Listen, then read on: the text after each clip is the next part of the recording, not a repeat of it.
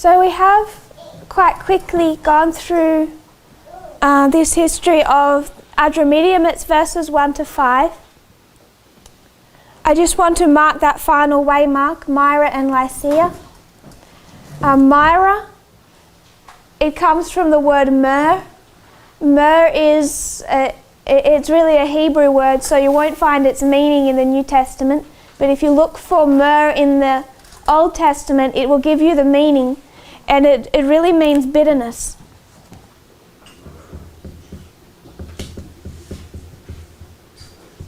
You have this concept of bitterness. Lycia has a couple of meanings, all of which are quite interesting. I don't understand the meaning of all the different concepts that come into this word, but if you were to go down to the root word, it means light, bright, brilliant from whiteness, and this is in the Thayer's dictionary. It's as the colour of whitened grain at harvest time. So what concept is Lycia giving us? This concept of harvest. It's actually a colour. It's not just white. It's actually like a golden, glistening white of the grain you would see at harvest. And this becomes interesting when we also do the line of Pyrrhus. And we come down to the end of Pyrrhus's line, and we're given, this is a separate when we do Pyrrhus.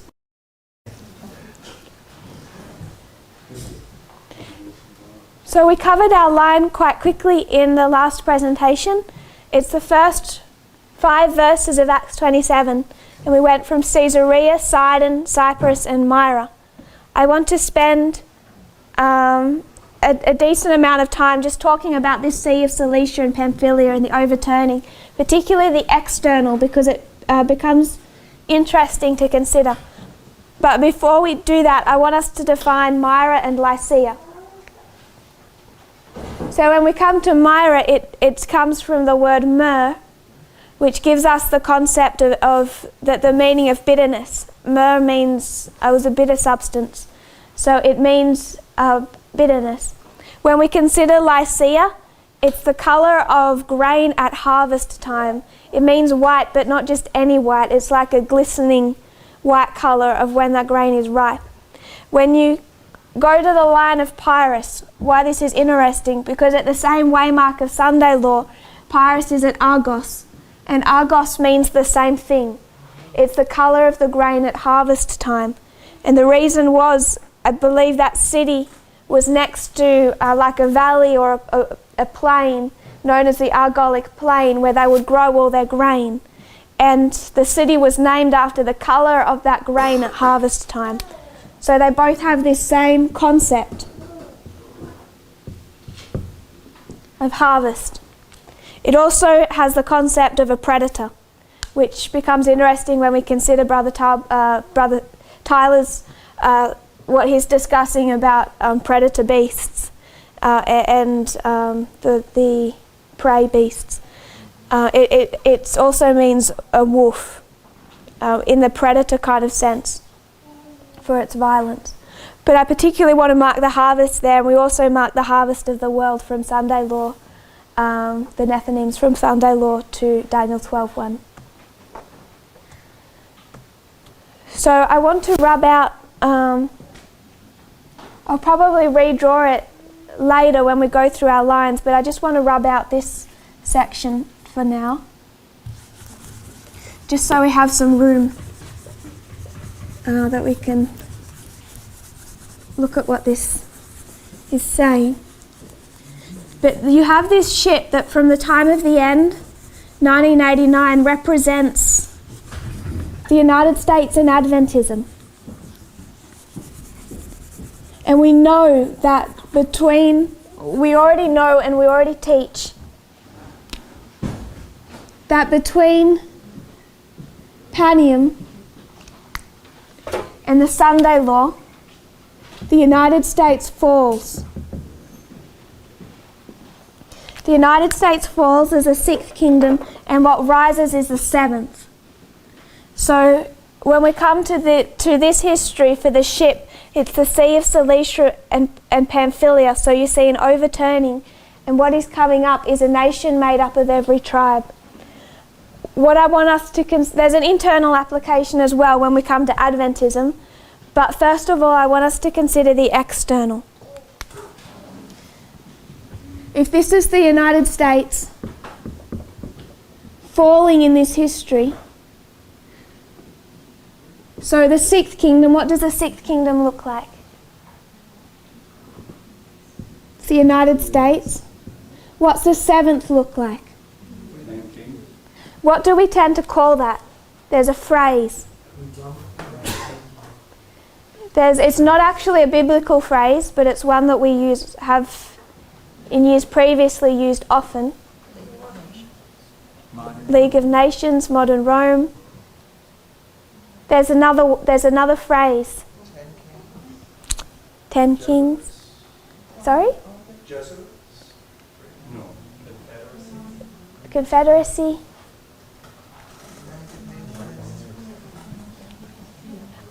If we were to go back to this history,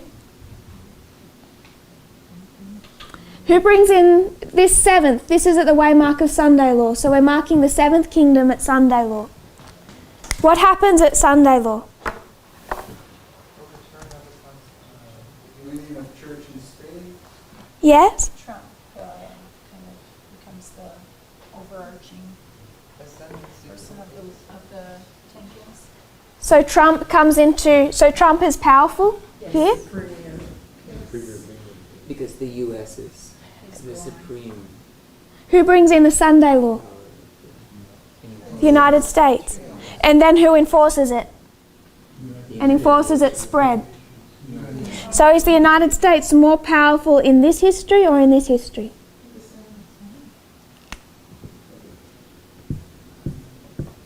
So what do we mean when we say it's overturned?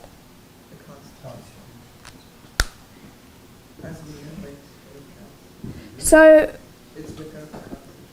this is where it gets interesting to consider, because we know that we're considering the Constitution in this history and the changes.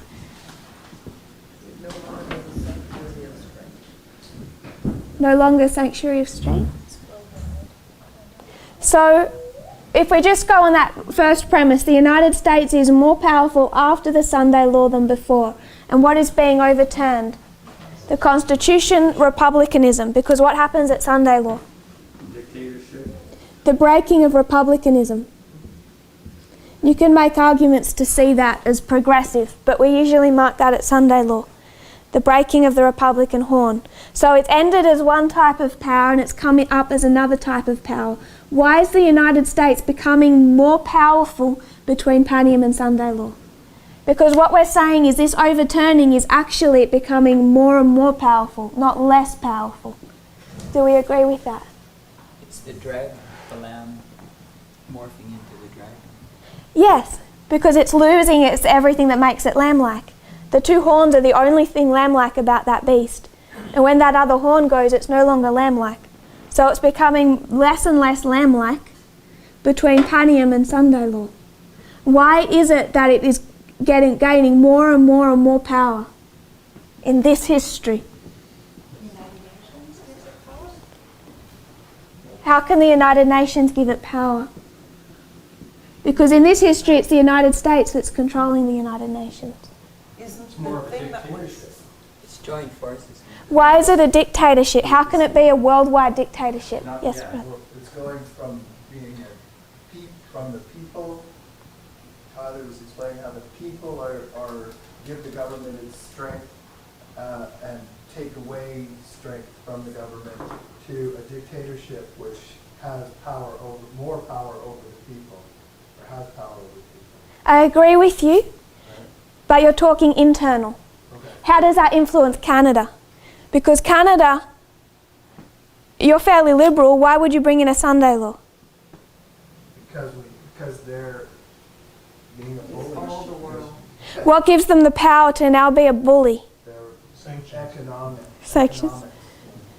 Economics? Why can't they do that in this history as well? Why can they do it now? Because they have that economic power now, but they still don't have the ability to force the way they can in this history if they're going to force the world. The mindset when something happens, they will give all that power to say, do what you have to do to protect us. The Constitution is impacting them internally, but why externally? Because they would have given it up for protection. They're going to become a persecuting power at that point. Yes, they will be. Yes, because what is holding them back here? How many superpowers are there? Just, 2 superpowers. What happens between Panium and Sunday? it's only one. What happens at Panium? Russia's done. The King of the South. He's done. What happens to the King of the South? He's dead. Is he dead? Wow. No power. He gets his deadly wound. So what waymark is this? At Panium? Yes, sorry, that's a wrong question. If we were to see this before in our history, what waymark would it be? 1989. The winds were blowing south. So 1989, the King of the South is defeated, but is it done? When is it done? At Panium? Sunday. No, Here. So between 1989 and 91, what's happening to the King of the South? It's falling. 1989, it's not. 1989, the Soviet Union is still united. It's a progressive fall. So prior to 1989, how many superpowers are there? From 1989 to 91, what happens? It goes from 2 superpowers to 1 superpower. So right now, if we were Venezuela, and Donald Trump wants their, I don't know if you would call him, I guess a president, if he wants their president to be overthrown, what happens? sanctions and then call for it. Donald Trump tries to overthrow their leadership, and who does that president hide behind? Putin. So he goes to the King of the South and he says, America's trying to bully me and change my sphere of influence so that there's a leadership that supports the United States. And Putin he has troops on the ground in Venezuela, he has cargo ships sending them oil and all the materials to continue production. He has economically and physically propped up that government. Venezuela's hiding behind the King of the South. Syria. Who's keeping Assad in power? There's a video where it was fascinating. When Vladimir Putin visited Syria, he walks out like a strong man. He does this, I don't want to copy it because it's embarrassing, but he does this kind of swagger, strut. And he walks like this because you always keep your right hand by your gun. So he walks like a KGB agent. It's really quite psychological. Even his walk, it's as a strong man. And Assad is kind of trailing. Assad tries to run to catch up with him, and one of Vladimir Putin's agents grabs Assad by the arm and pushes him back. He's not even allowed to walk side by side with Vladimir Putin. He's in complete submission. If I was Assad, I would have been so embarrassed. He owns the place. Yes, and when Assad tried to, he was put straight back in his place. He's in complete submission to the will of Putin because Putin is keeping him in power. And they control the oil as well. Russians. They went in debt and they control the oil. Yes, and I want to talk about Syria and why that's an important area. But it's not just these. You come to all these different countries, and when Donald Trump wants to get something done, it's the King of the South that's standing in his way. There's a quote that I want us to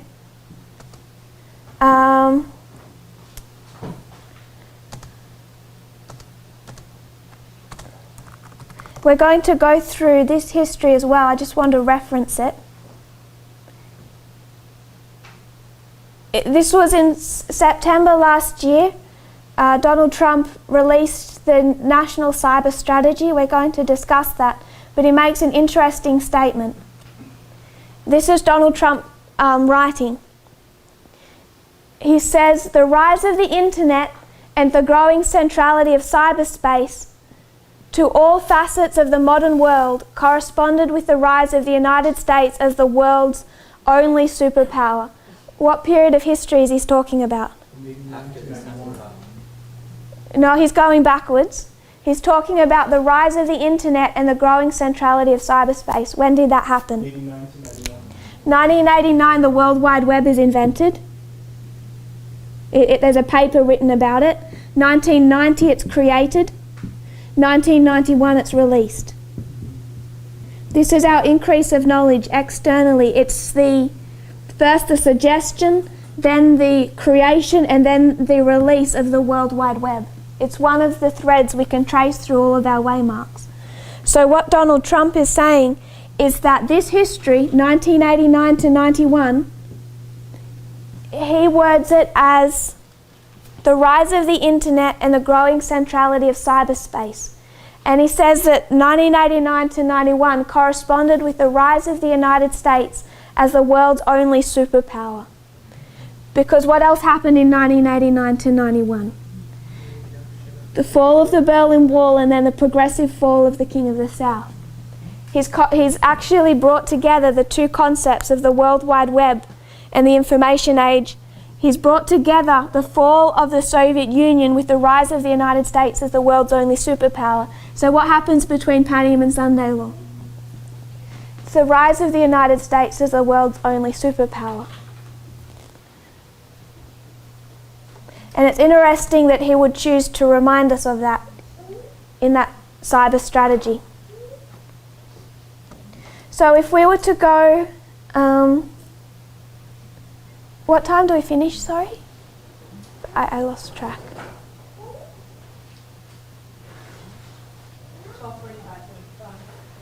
12, okay, thank you. So if we were to go back to this history of 1989 to 91, what should we see? We should actually see the exact same thing that we're going to see, but from Panem to Sunday Law.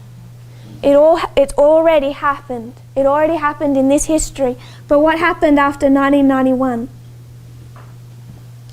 After 1991, you had two powers come back. First of all, Islam, and then the King of the South. Both of them came back and stopped what was developing in this history, because otherwise the United States could have been the seventh from here. Can we see that?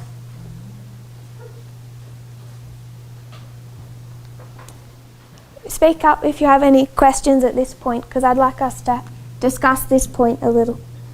So 1989 to 91 is the history of Panem to Sunday Law, because it's the fall of the King of the South and the rise of the United States as the only world superpower. So if we were to go to this history of 1989 to 91, there's a particular phrase that's being used, and what's that phrase?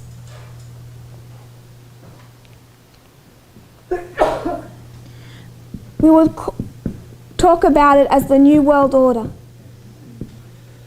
This is the phrase I want us to consider. Who began to speak about the New World Order? No. 45. Yeah, it was. It began in years previously, but in this history, who's introducing the phrase? Was senior. No.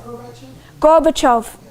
This is something Gorbachev introduces, and this is what I want us to consider when we consider what this looks like. What's happening to Gorbachev's empire? It's falling out from underneath him. So to try and stop him losing all global influence, he starts to try and introduce the idea that we should have a new world order. And he particularly starts this in 1988 when he can see the fact that his country is rapidly losing global influence. So the first thing I want us to see is that this phrase comes from Gorbachev.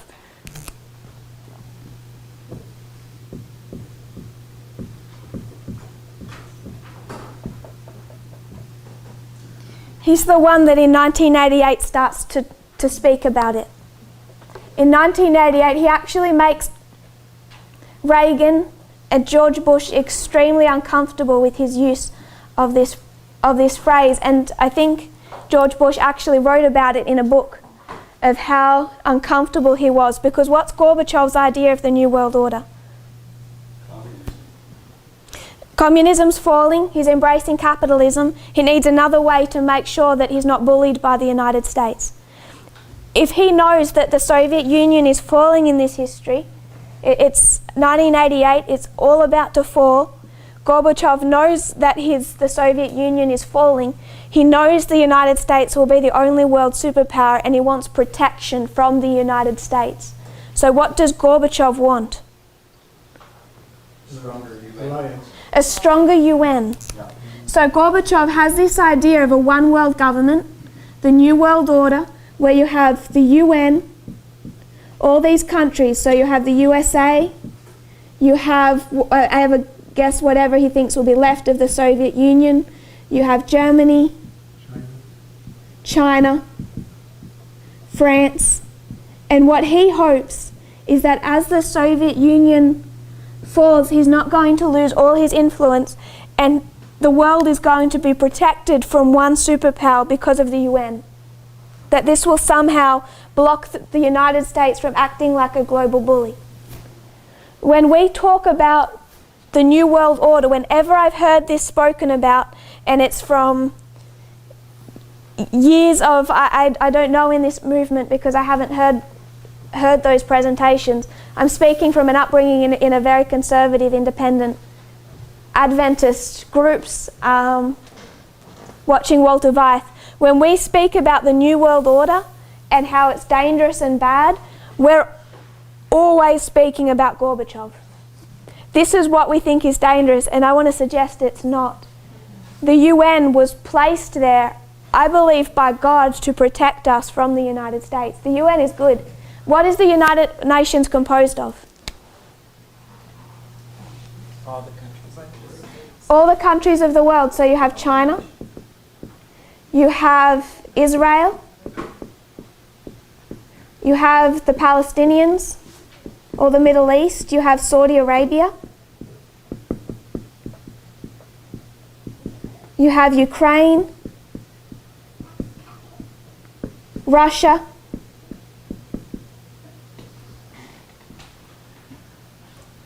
Mexico,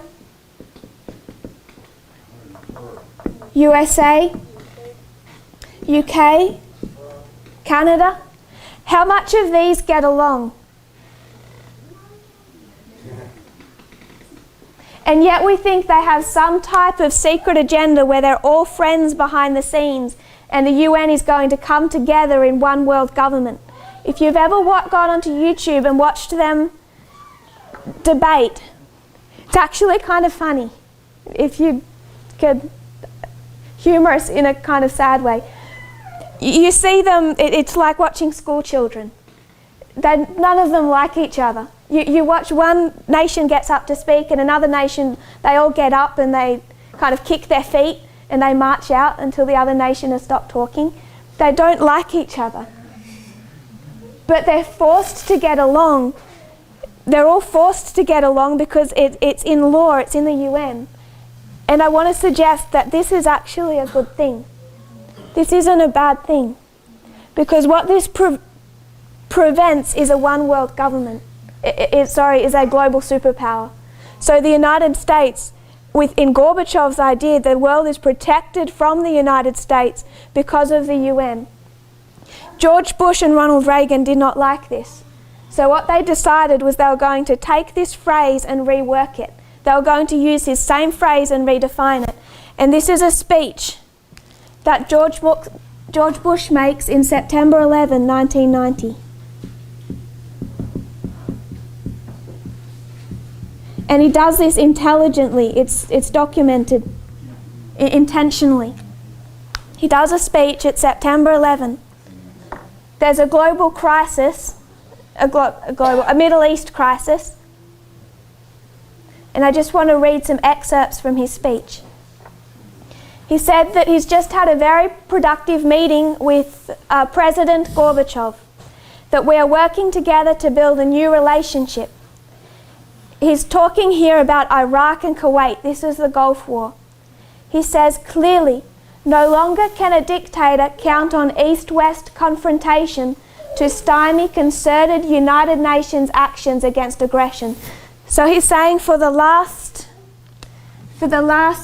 years in this history, nations have been able to be aggressive and they can get away with it because of the conflict between the Soviet Union and the United States. They've been able to hide in a sense. And it's the exact same thing happening now. Syria can hide in a sense because of the conflict, the proxy war between Russia and the United States. And George Bush is saying that it can no longer happen. No longer can dictators hide behind East-West confrontation. A new partnership of nations has begun, and we stand today at a unique and extraordinary moment. The crisis in the Persian Gulf, as grave as it is, also offers a rare opportunity to move toward an historic period of cooperation.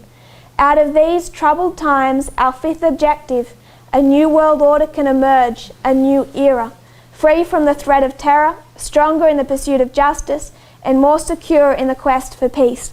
So far he's kind of talking like this. There's going to be United Nations, everything that's held back, that working properly with the Cold War is coming to an end because the Cold War is coming to an end. We're about to enter into a new world order. So he's taken Gorbachev's phrase and he's redefining it. He says, today that new world is struggling to be born. The test we face is great, and so are the stakes. This is the first assault on the new world that we seek, the first test of our mettle. And I just want to mention this history, 1989 to 91. 1989, there begins to be tension between Iraq and Kuwait. 1990, Iraq invades Kuwait. 1991, the United States invades Iraq. And this is just repeated in 2003. This is 2 Iraq wars, 2 George Bushes. So when we talk about the New World Order, I want us to see that this concept wasn't just George Bush Sr. There's a father and son, and they have the same concept of what a New World Order looks like. So you have this issue, and he says this is the first test of what the New World Order is meant to look like, how we're going to respond to Iraq. And then he says what this looked like. Recent events have surely proven that okay, I'll go back a little, sorry. This is the first assault on the new world that we seek, the first test of our mettle. Had we not responded to this first provocation by Iraq with clarity of purpose, if we do not continue to demonstrate our determination, it will be a signal to actual and potential despots around the world. America and the world must defend common vital interests, and we will. America and the world must support the rule of law, and we will. America and the world must stand up to aggression, and we will. And one thing more, in the pursuit of these goals, America will not be intimidated. Recent events have surely proven that there is no substitute for American leadership. What did he just say? There will be only one. He completely takes Gorbachev's argument and he rephrases it. And what he has is a UN, and he says the way it was originally designed to be. And you can have all kinds of countries. They don't have to get along. China and France and Canada and Russia, they can all be part of this UN as long as you understand who the leadership is. So what he does is he takes Gorbachev's concept of a new world order and he reframes it and says this is what it's going to look like. This is George Bush Sr. And George Bush Sr., to demonstrate this, he invades Iraq in the Gulf War, and what they do in that war is despotic, to put it mildly. They actually said, they warned Saddam Hussein, we're going to take your country back to the pre-industrial age. It's a fully industrial country. And they intentionally went in. They brought it down to, after the Gulf War, it was only able to come back to 4% of the power output that it had before as far as the electricity system. Electricity that was can't think of words, that was the electricity that was behind all of their innovation and their hospitals and their schools and everything. After the Gulf War, they could only get back to 4% of what they were before the war. And that was intentionally done. They decimated the country, and that George Bush and his government say in this history, we're making no distinction between the government and what they did and the Iraqi people. We're going to punish both. And we're going to destroy that country to the point where that we, after that, have them so dependent on foreign aid, they won't question anything the United States does after that. They wanted to bring the United States completely under their control. To do that, they needed it dependent on foreign aid, so they intentionally destroyed their infrastructure beyond anything that was necessary. You also destroyed all the telephone offices as well. Yes. Which is the communications, so then you can get them by not being able to communicate, then you've got the people. Yes. And people say, well, Saddam Hussein was a dictator, he did war crimes. So did Kuwait. They had mass graves in this history. This isn't about war crimes and democracy. So that is what the New World Order looks like. His son in 2003, he wants to invade Iraq, and what's his problem? What's his son, George Bush Jr., what's his problem when he wants to invade Iraq? Who stood in his way? Who, sorry? George Bush Jr. George Bush Sr. invades Iraq, 1991. George Bush Jr. wants to invade it in 2003. Russia? There's two others. Germany, France and Germany. Germany, France and Russia. They, in 2003, said under international law, you are not allowed to invade Iraq. And what did George Bush say? Approval. We don't need UN approval. Why? Because he has the same concept as his father. And for him, the United Nations was just in rebellion. So they invaded Iraq against international law. Because for him, this is what the New World Order was meant to look like. He invaded illegally while he was opposed by Russia, Germany, and France. So father and son had the same concept of the role of the UN. And it's them, it's George Bush Sr. and George Bush Jr. that give us an insight into what the Seventh Kingdom looks like. The Seventh Kingdom, seventh head, does not look like Gorbachev's idea. This is where we take in all the conspiracy theories. And what do you find behind Trump supporters now? They're so afraid of this.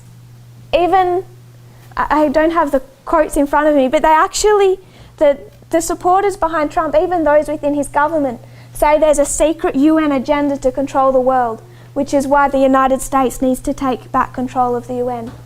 They speak out against this. Those supporting Trump, those that led to his election, they're terrified of the UN and this concept of the New World Order. This is not bad. This is safety. This is a safety net. The European Union is a safety net. But this is where our conspiracy theories come from. There is no secret UN agenda. This is what the UN looks like. They don't have a secret agenda to control the world. They can't even control each other. Some of them can't even stand in the same room. They're not putting out left-wing news. Saudi Arabia would not like what comes out of CNN. Russia certainly doesn't like it. The Palestinians don't like it. The Israelis don't like it. The Chinese don't like it. They're not putting out left-wing news. If anything, they like the right wing. But they do not have a news stream that they're putting out.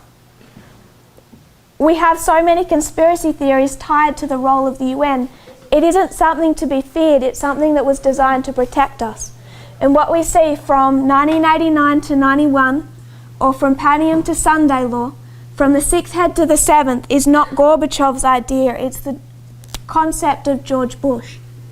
And it's the United States as a dictatorship over the UN. So when the United States wants a Sunday law, whatever that looks like, China will implement it. Saudi Arabia, Palestine, Russia, all these countries that hate them will implement it because you're fighting the only global superpower. There's no longer anyone else to hide behind. So you're forced. Some will follow just like internally. Some obey in the head, some obey in the hand. You want to look at what's happening with Brazil. Some of these countries, they have populist right-wing leaderships coming up. They will obey willingly, their governments. Other governments are not following. If you still have a liberal government in Canada, they might be forced by the hand, whether that's economic or in a different way where they just don't have a choice. But we need to understand the concept of what the seventh head looks like. The difference between Gorbachev's model and George Bush's model. And the majority of all the conspiracy theories we have about the UN come from this model, and it's a good model.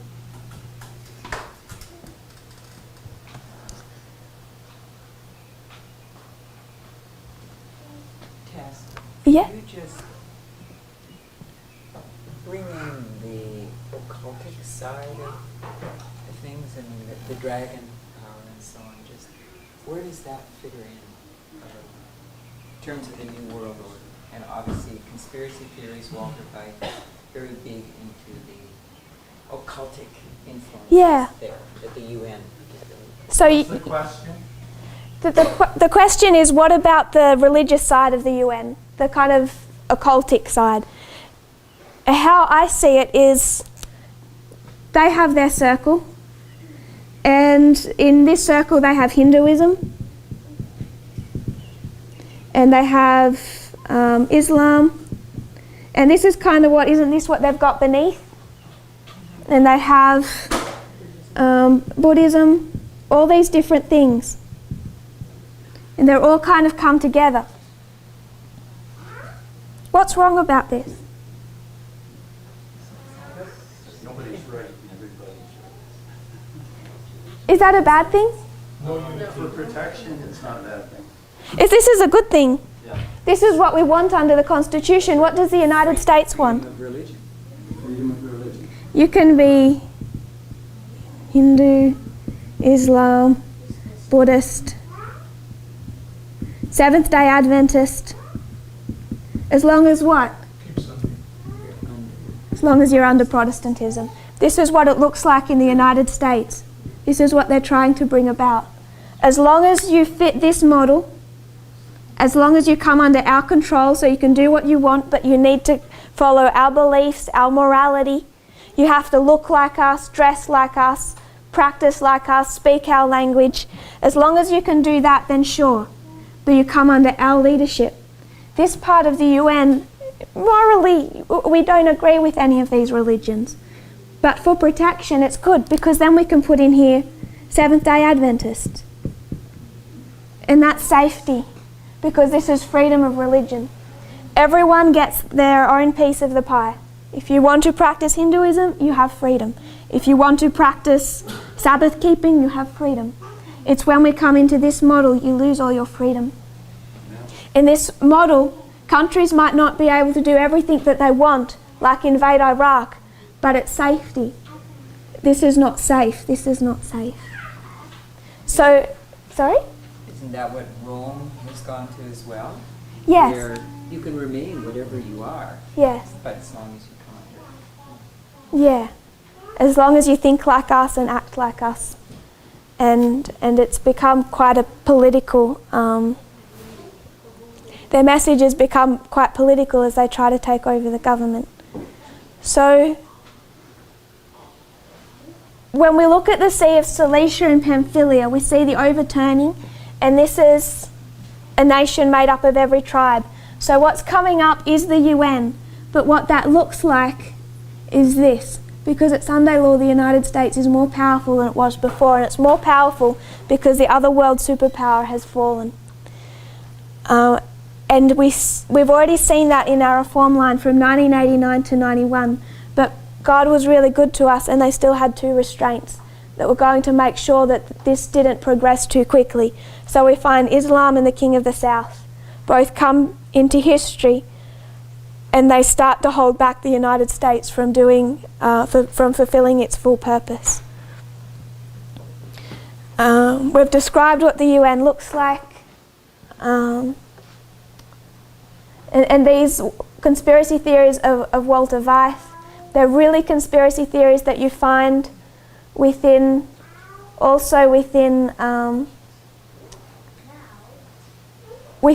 Trump's White House, within his own administration, also within his supporters.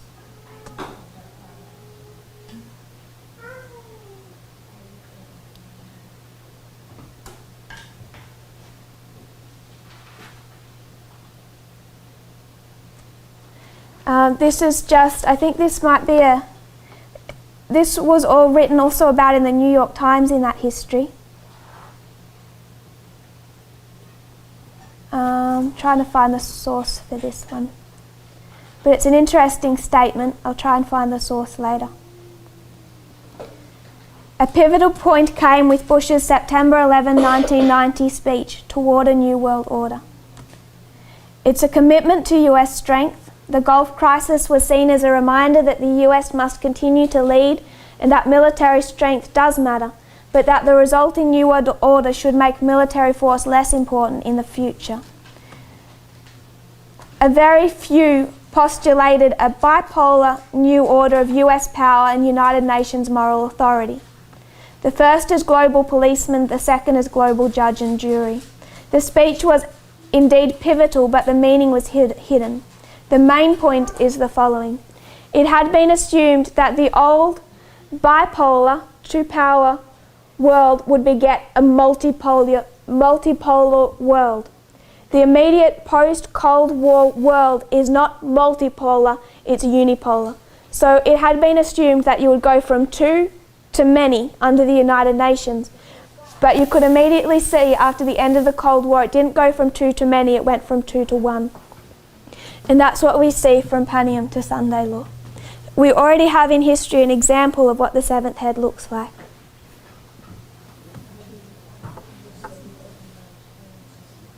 An underlying theme in all the discussions is that the United States has now acquired a preeminent position in the international hierarchy. This situation has developed because of the precipitate decline of the Soviet Union. Bush himself has indicated that it is the new relationship with Moscow that creates the possibility for his new order. For many analysts, therefore, the New World's essential feature is not the values it is said to embody, nor the principles upon which it is to be based, but that it has the United States at its centre. So it was quite spoken of in that history that this is what George Bush was bringing about. So when we see these crises, even we can see it in the Gulf War, but it's not a coincidence that you have two George Bushes and two Iraq wars. And I just want to make the statement, both of those wars were brought about by disinformation. For George Bush to invade Kuwait, what did they say? That's Iraq. Sorry, that was two Iraqs, that's gone wrong. For the first one, when they invaded Iraq in 1991, what did they say? It's 1991 and they made the claim that Iraq was about to invade Saudi Arabia. There's no evidence ever been released to back that up. The other thing they said was that the Iraqi soldiers were going to hospitals and taking the babies and throwing them on the floor and killing all the babies.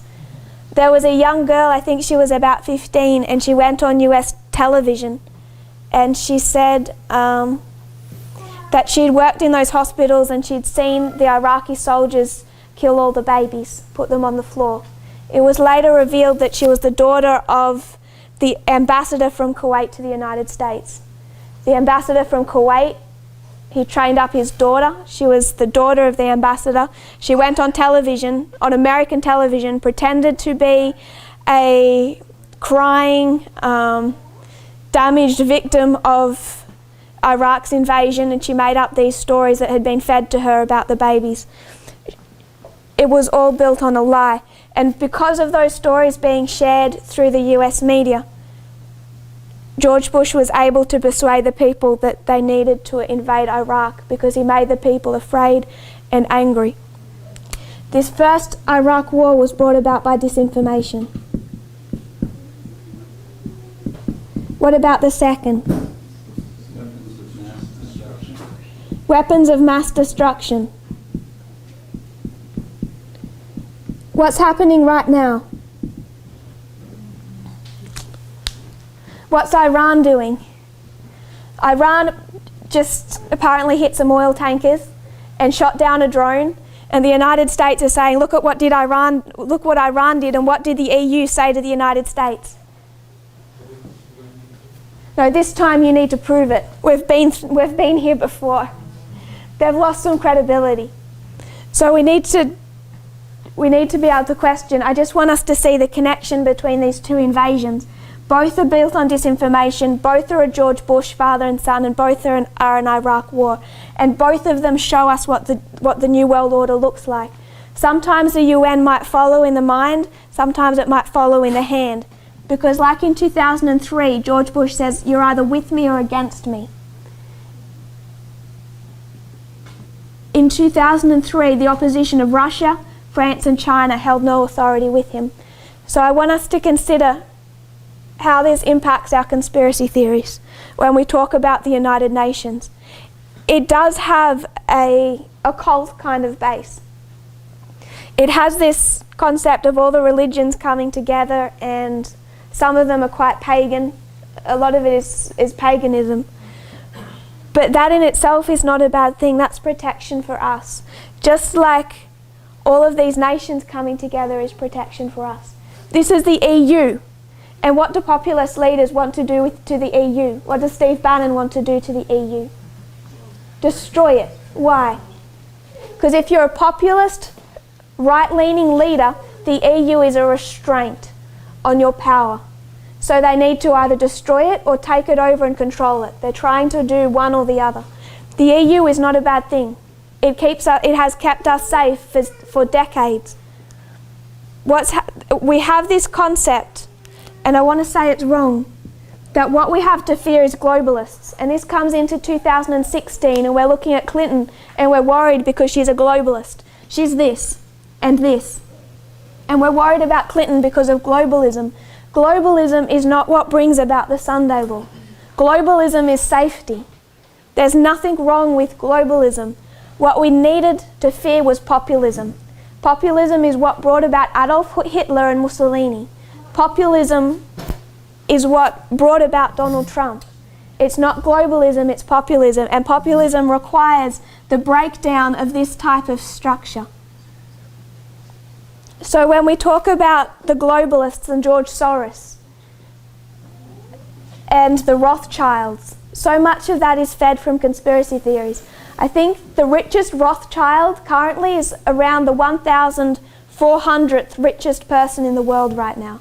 And yet we're still carrying on conspiracy theories, and those conspiracy theories were created in the late 1800s and the early 1900s because they were Jewish and it was anti-Semitism. Our conspiracy theories are based in racism.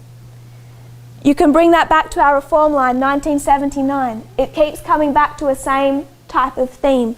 Conspiracy theories are intimately linked with racism and sexism. We don't have anything to fear from the George Soroses and the Rothschilds.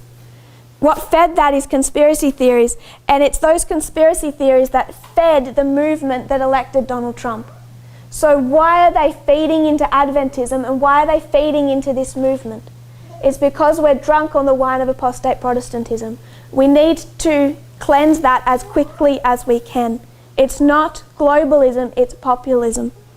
And this is what populism looked like. So to understand the seventh head, when we see this overturning and the nation made up of every tribe, it's this structure of the United States as a dictatorship. Like George Bush said, there's no alternative to American supremacy. That's the external. I might finish early because I don't want to redraw our lines just yet. There's just to consider the internal. If this is the United States and this is the United States, what's the internal? Adventism. What are we after Sunday law? Church. If this is US and this is US, Oh, yes, yeah. this is Adventism and this is Adventism. What's coming up is a new type of leadership. And who's coming up between Panium and Sunday law? I want us to go back. This will be in our second line, so we'll probably address it more then. But I'll just try and find it now.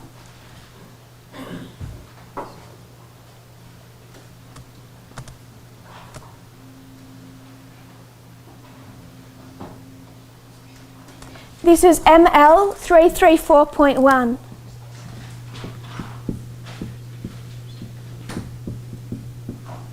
ML 334.1. I want to skip 334 point 4. 334.4.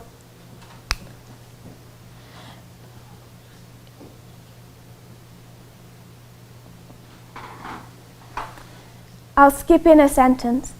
The same hope and cheerfulness, she's speaking of Paul, is seen when he is upon the deck of the ship, the tempest beating about him. So this is in the second ship of Alexandria. But if we were to put it on a reform line, it's between Panium and Sunday law. We're in the same history on the line of the second ship.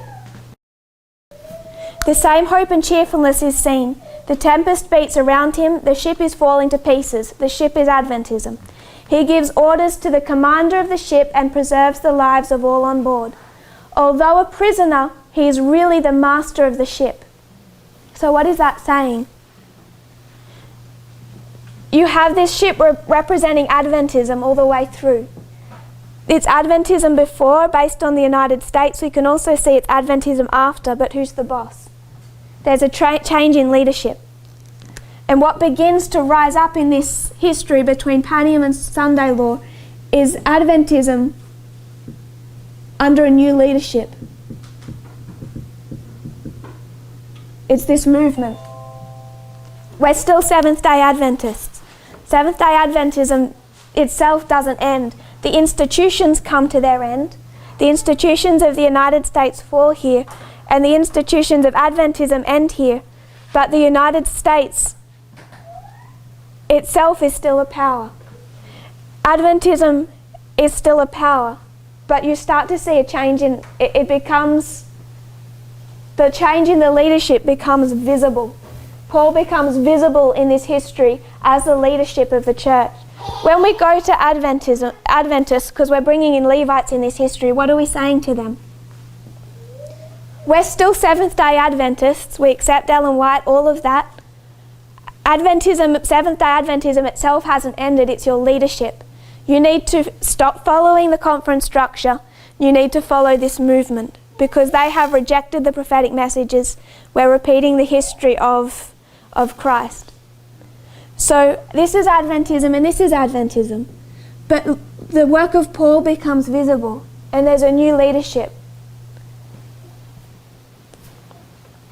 So I want to close there. We've gone through the line of the ship of Adramyttium. They choose to abide in death and it results in their overthrow by Sunday law. But you can particularly mark it between these two waymarks. And then we went to see that this is already illustrated, like so much else, at the very beginning of our reform line from 89 to 91. And we wanted to consider the phrase a new world order and what it looks like. And we wanted to suggest that there's two different models. The fear of one is based on conspiracy theories. But it's this one that we need to dread, both when it comes to state control and also both from the state and from the church. If you kneel with me, we'll close in prayer.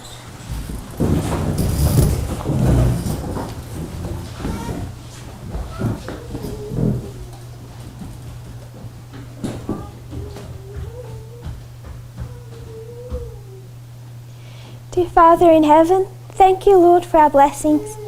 Thank you that you've protected us for so long and you've been patient with us, that we had time to grow and develop. And I pray that we'll continue to grow and develop, that you'll continue to water us and shine upon us. You've been so merciful and patient. I pray, Lord, that you'll give us wisdom. I pray for those Levites and the Nethinims. They're afraid, Lord, and so many don't know what's happening or what the future holds. I pray that you will help us to have a pure message, a correct worldview, that we can give them some explanation of the times that they're living in and show them their value. I pray, Lord, we will see our high calling that you've given to us, the solemn responsibility of being part of the work that you've entrusted to this movement for the last 30 years. I pray that you'll be with us and continue to bless our day. In Jesus' name, amen.